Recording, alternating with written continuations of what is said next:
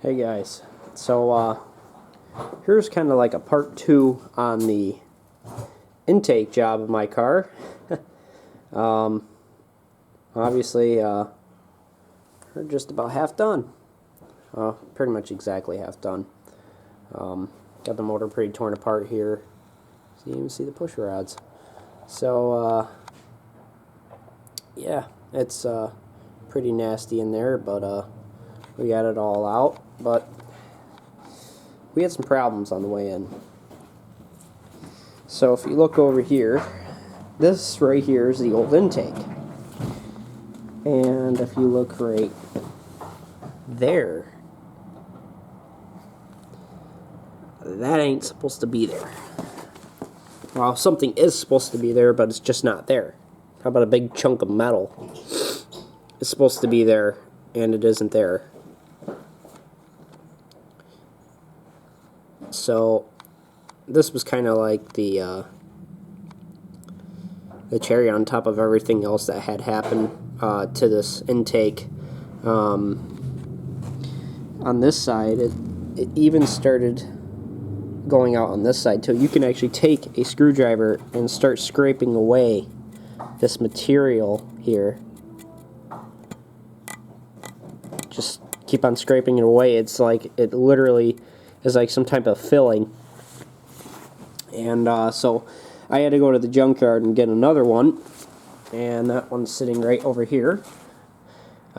This one has none of that stuff going on, so that's good news. And that's why this job is taking so long. I probably wouldn't have had a video if this didn't happen. I probably would not have had a video. So you got to watch out for these. For this problem on these 3800s, I guess. I didn't know this was a problem. There's literally just a piece of aluminum missing out of the intake, or lower intake. So that's not good. And I'll show you guys the old upper intake over here. As you guys can see, some bad things happen here. This right here, this little chunky thing. This is a mixture of coolant, oil, and what's left of the old gasket. Isn't that disgusting? It's just, it really is just destroyed. So, I can pretty much confirm that this was the problem, or if this was a problem. Still not 100% sure on the head gasket, but I'm pretty sure that would have caused everything that was happening to this car. So that's pretty much it. I mean, there's not much else to say. I mean, the job's pretty straightforward. You just basically have to unplug a bunch of stuff and take out a few bolts, or a lot of bolts, and you pretty much have it off. The real pain of the job actually comes with a bracket. It's actually, I still have it on this one, and this one too. This bracket right here, the bolt for this bracket, this is what holds the throttle body on. This bracket, the bolt for it, it says to take off the bolt, but you can't get to it unless you take off the pipe there, the manifold. I think that's what it's called, maybe flex pipe? I can't remember. I can't remember what the term for that is. Anyway, you get the point. There's no way I'm taking that off, especially on a rustier car.